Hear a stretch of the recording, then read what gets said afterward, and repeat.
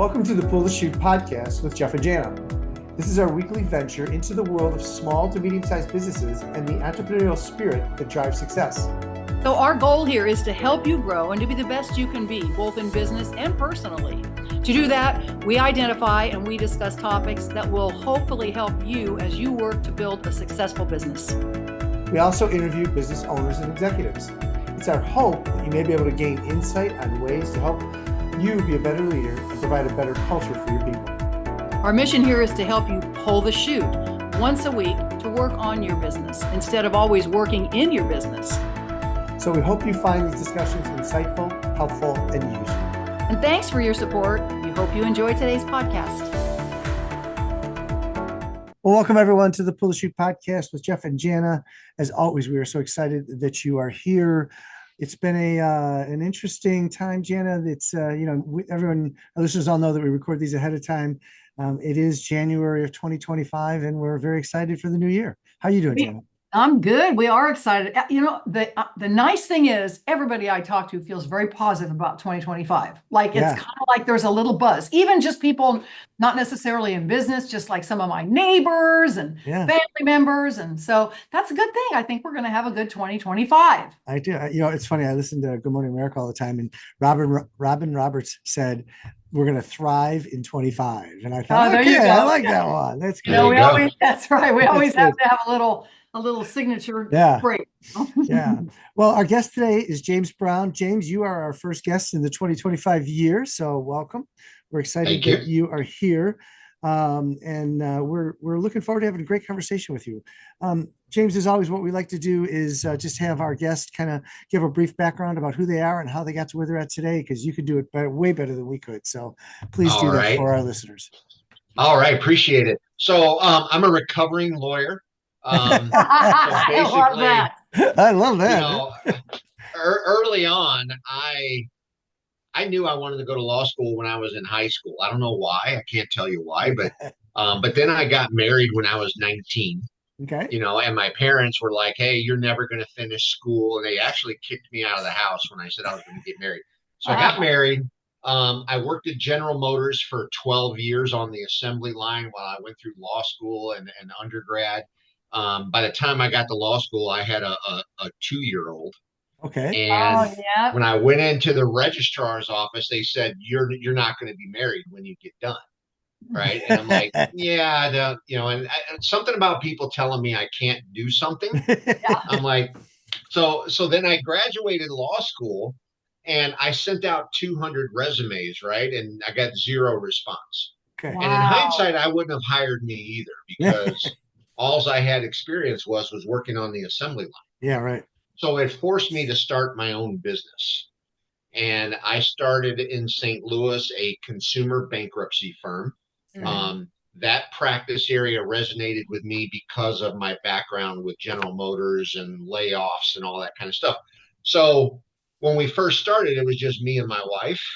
And we were doing maybe 2 or 3 clients a week, and it was, fine. But from the very beginning, I want to develop a culture and a firm that was different than what you would hear in any other law firm, where you got to work 70, 80-hour weeks and you got to sacrifice your family. And I'm not doing that. I've got young kids. When I opened the firm, I had a 5-year-old, a 2-year-old, and a 1-year-old.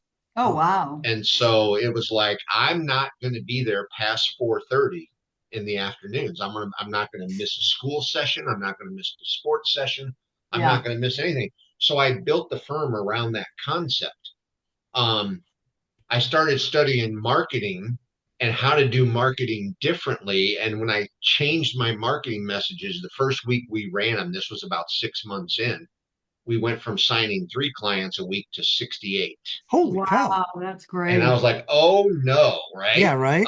Careful what you wish for. The second week we signed 72, and the third week was 61. And I'm like, oh my gosh, right? So now I started thinking about systems and people and who's going to run those systems and hiring. And from the very beginning, this gets into building the culture. Right. Is I wanted problem solvers, not problem makers. Yes.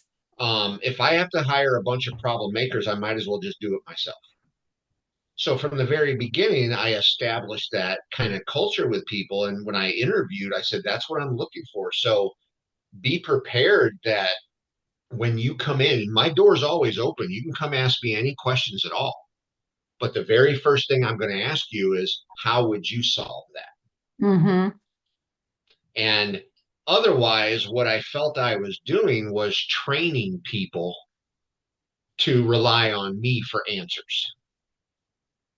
So that was the very first question. That's great. And I would ask them, how would you handle that? And I told them, I said, it's not a rhetorical question.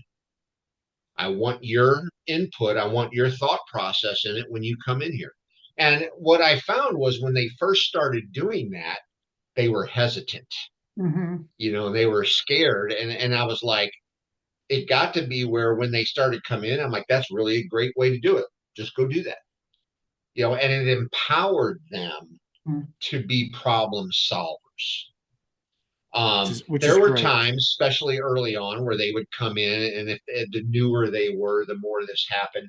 But when they come in and they would propose a solution, I would say, that's a really great solution. I would tweak it here and Yeah. do it this, right? Mm-hmm. And then send them on their way. And them on their But way. That's so great, James. That really aligns with Jeff's and my belief in leading up or coaching leaders up. So, and that starts with trust. We talk about this all the time, trust and communication. So that's fabulous. I love that you would tweak it and then send them on their way. yes. And, as far as the expectations in the business, they knew what my expectations were. I was very transparent in what our revenue goals were, what our profitability goals were, how each of their role played into that, so that everybody's eyes were on the ultimate mission and goals of the firm. And now, James, did you set that up from the get-go? Like, in other words, you had policies and, policies in place at the beginning of the year, let's say, like this is a perfect time to talk about this. So in 2025, everybody, employees and VPs or whatever, we are going to, this is our goal. And then, yeah, that's great. So very good. That's a great point, Jana. Fourth quarter is always a planning quarter. Yes. So I always had my business plan done by October, my marketing plan by November, and my budget for the next 12 months by December. Then in January, we had a State of the Union get together, and we would usually do it off site for like a retreat. Yeah. And I would go through, here's our business plan goals. Here's how everybody is, going to have a part in that. So everybody took ownership of it. Yeah. And then we kind of went around the room and said, okay, from your department, what improvements can we make? What changes can we make? How are we going to get to this? And everybody had input in it. So the State of the Union meeting in January was always super important. Yeah, that's great. And is that now how you then run your practice, your Business Accelerator Institute? Yeah. Principle. So here's how I got to where I'm at today is my kids, none of them wanted to go to law school. And I didn't have any partners. So I knew my end game in the law firm was always to get it to a point where I could sell it. I love building businesses. Practicing law was just the vehicle to get me there for that. So I sold it in 2014. I was 49 years old, and I had a goal that I would not be in the active practice of law past the age of 50. So I sold it in 2014. And then I started going into consulting and working with business owners. Primarily at the beginning, it was all law firm owners. Sure. And I've worked with over 450 business owners to scale their business in a profitable, predictable way. And by doing so, when we look at a business in general, it's a simple concept, right? All businesses have the same 7 working parts. The only thing that's really different is what we sell. I sold legal services. I have a client right now that sells hard cider, the alcohol drinks. Right, yeah. But the marketing, the sales, the people, the systems, all of that stuff is the same. It's just what we sell is different. So when we address a business plan that way and we build on that, any business can take advantage of this. And so that's where Business Accelerator Institute comes in. Okay. And helps them with developing the business plan that addresses all 7 parts of the business. The 3 stools of every business, the way I see it, is having that business plan, the 3 legs to the stool, having the business plan, the marketing plan, and the budget. Without any of those 3, your business topples over. Yeah, absolutely. And they all have to be aligned with each other. So let me ask you a question. So I've always done workshops on 5 areas. And so I'm curious what the other 2 are that I'm missing that you talk about. And it was always, we talked about marketing, systems, sales, finance, and people. Mm-hmm. So those were the 5. Physical plant Okay. is the 6th one, and that can be virtual or brick and mortar. Mm-hmm. Okay, because as your marketing takes off, I look at it like a domino effect, right? Your marketing starts taking hold, and then your sales are coming up. Then you all of a sudden, this is what happened to me in my business when I went from 3 cases to 60. My factory imploded. Yes. Like, we didn't have the systems in place to handle it, and judges were screaming at me because we were asking for continuances on everything. And so I had to build out my factory. So factory is where the systems live, and the procedures, and then hire the people to run the factory. Now, as you build your business plan and you say, okay, I'm going to go from 1 million this year to 1.8 next year, and I need to hire 3 more people, is my physical plant adequate to be able to do that? Or am I going to need to add space? Okay. Yeah. Okay. And then the final part of the 7 working parts is the business owner, you. Oh, got you. Right? How am I? James, that's interesting because we don't usually hear that, do we, Jeff? No, not at all. That's why I was asking. Yeah, this is different. Yeah. When I talk to business owners, I'm like, what is your personal, professional, and financial goals? Because I want them to start, if they're $1 million firm now and they want to be a $3 million firm, let's start. How do we think and make decisions like the owner of a $3 million firm? Sure. What mindset help are you going to need? What coaching are you going to need? What workshops do you need to develop into a $3 million business owner? And so that 7th part is you, because without a healthy mindset and body of the owner, the business doesn't exist. Absolutely. No, absolutely. It's one of those, it's interesting. So a couple of things that you said, the domino effect, and I believe this too, because I was always, when I did these workshops, it was like, get your marketing in play, right? And then start identifying your systems, because as your sales start to take off, it's going to generate more revenue. So there's your finance, and you're going to need more people. And that's exactly how we taught through it, right? But the funny part is that the business owner part, I like that a lot. The physical piece makes sense, but I want to jump on the business owner piece, because that's an area where it's so important. Because if they're not healthy, if their mindset is right, if there's different things going on, then it makes a struggle. Yes. Correct. And so I always, when we go through the business planning process, I always have them start with that. Yes. Tell me first, how much next year do you want to make? What's the life that you want to live going to cost you? And they might say, well, I'm making 200,000 now. I want to buy this second house. I want to go on these trips. I want to do this. So it's going to cost me 500,000 a year to have that lifestyle. Okay. So what is your profit margin in the business? And if they have, I'm going to use an easy number, for example, let's say they have a 33% net margin on their P&L, we can take that 500,000, divide it by 0.33, and that tells me that next year their revenue has to be $1.5 million for them to pull out 500,000 in total owner's benefits. So that's where I always start. And then now it's like, from a personal and professional standpoint, what do we need to improve? Yeah. What mindset blocks? What limiting beliefs do you have? And I have found in working with all these businesses that the biggest roadblock for business owners to become successful is the mindset. Absolutely.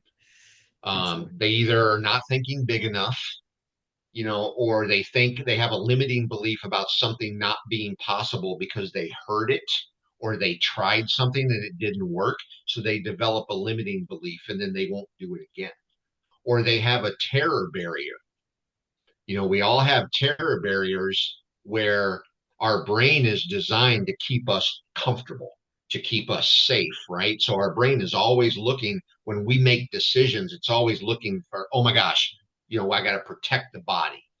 And so when we're facing something new and we've never done it before, anxiety comes up and it's a terror barrier because we've never done it. Mm-hmm. Right. And so terror barriers, you'll start to tell yourself stories why you can't. And so that to me is one of the biggest mindset shifts that business owners need to make, because they're afraid, because they're moving outside their comfort level. Yeah. One of the things that Jan and I always find too, when we're working with clients, and we had a client last year that we worked on together, can't get out of their own way.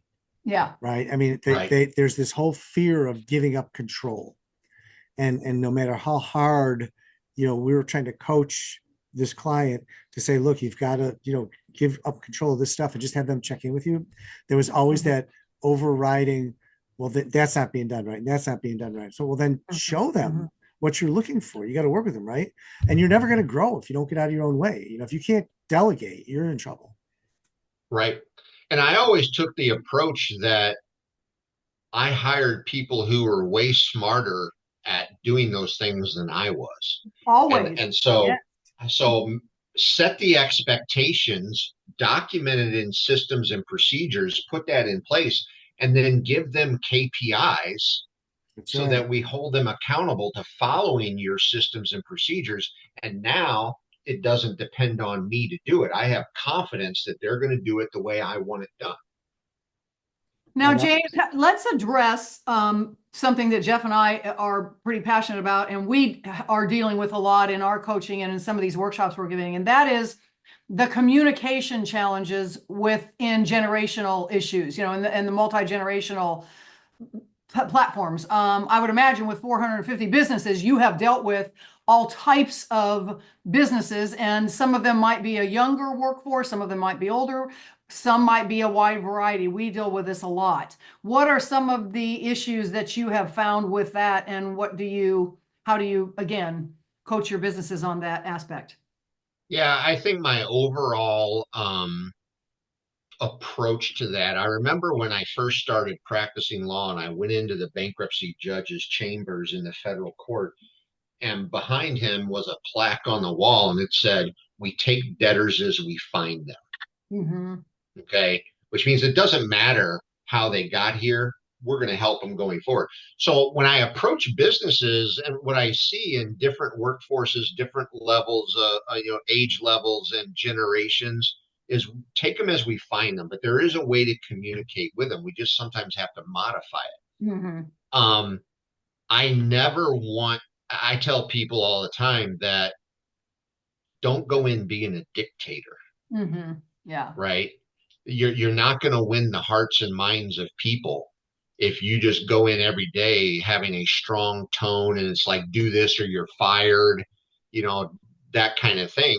But work with the strengths of your team. You're going to have people not only from the United States at different age levels, but now outsourcing outside the country. Sure. And how do we tap into that? So I think to me, it's always create a relationship with each individual. Yeah, that's it. And if they trust me and they know I have their back, then they have more buy-in to what the business is trying to do. Absolutely. And I never want to stifle their input. Sure. Right. Yeah. And I think when we're able to do that, we can come up with solutions where it's cross-generational. And that's, to me, you hit the nail on the head, and that is, allow them to say what they're feeling, right? I mean, I can tell you through my years of experience how many times I'd walk out of a meeting and someone would say, I don't know why we didn't say this or this. And I'm like, why do you talk about? Why do you want to look like the idiot? Or I didn't want them to say, what are you talking about? Or this or that.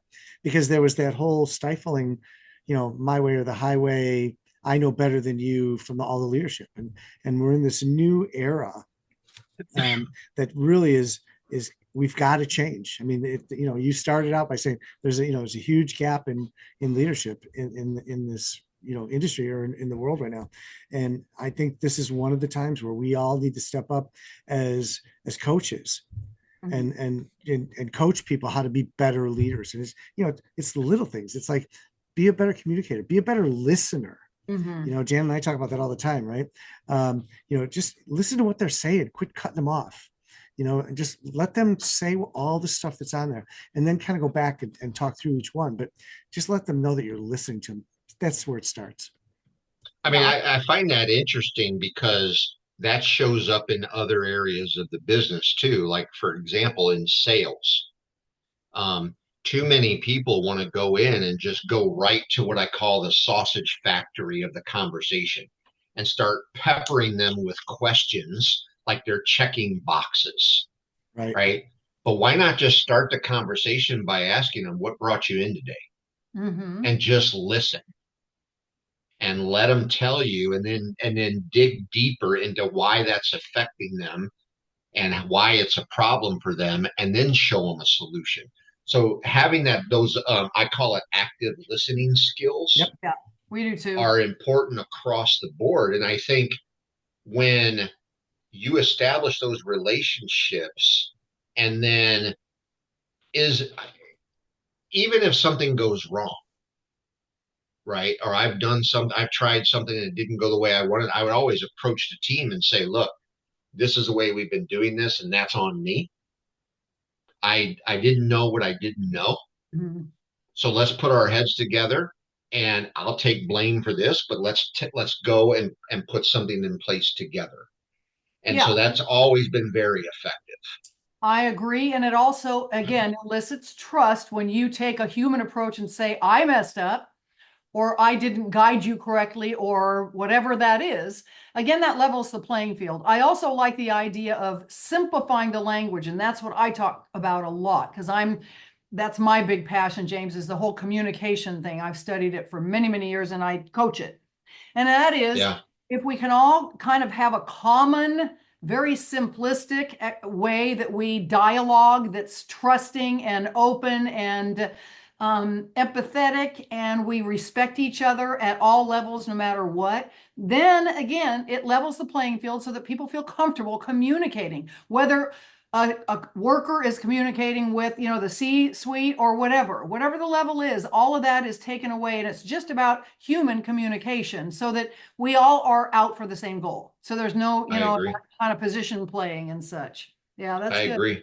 Yeah. I used to tell people from the very beginning, I said, I want you to be proactive. Yeah. I want you to be the solution finder. And if you do something and it doesn't work out the way we thought, and now it's like, oh, I messed up, I don't care. Come talk to me. Don't sweep it under the rug. Don't try to hide it, but come to me and say, hey, we talked about this and I tried my solution and it didn't work out. Okay, fine. Now let's figure out what we do next. Yeah. But that got people to where they weren't afraid to try things. I have my staff even now. I'll have them. I'll come up with something where I want to try something and I've never done it before, and I say, let's figure this out. And they're like, well, I don't know how to do that. And I'm like, great, I don't either. So let's figure it out and come back to me, and we'll try it. And what's the worst thing that can happen? It doesn't work. We figure it out and we brush ourselves off and we do it again. Yeah, that's great. You hit on something very interesting that I want to make sure that we all understand. As a leader today, you don't have to have all the answers, right? And that's an important thing. I want to make sure that our listeners are hearing. You can say, it's okay to say, I don't know either. Let's figure it out together, as you just said. Yeah, I think that's so key. Yeah. So key. I do too. And there's always going to be new level, new devil. Yeah, sure. Right. When we think, okay, if I get to the $1 million mark, I get to the $5 million mark, man, I've got it made. I've got it all figured out. No, you don't, because there's new problems at the $5 million level. Right. Yeah, always, always, always. Hey, James, we got to wrap this up, but this has been a very interesting and exciting topic. Thank you so much for your insight, what you bring to the coaching aspect of businesses. Love what you had to say and just absolutely agree with all of your comments there. If people want to get a hold of you, how can they do that? Yeah, so there will be a link at the bottom once we get this Yep. published. There will be a link that they can go to. There's a landing page where they can find out more. I have a free download that they can get, and it's just for your listeners. So you'll have that ability to send them there. Awesome. Great. Well, we'll do that. And so again, James, thanks for being on the show. Really appreciate that. And Yeah, that's great. Really enjoyed it. Really enjoyed it. To our listeners, we thank you always for your support. It's a new year. And so we ask you to continue to support us throughout 2025 as we continue to grow as a business, as a podcast. We're always looking for your feedback, and thank you for what you've given us so far. Until the next time, stay safe and be healthy.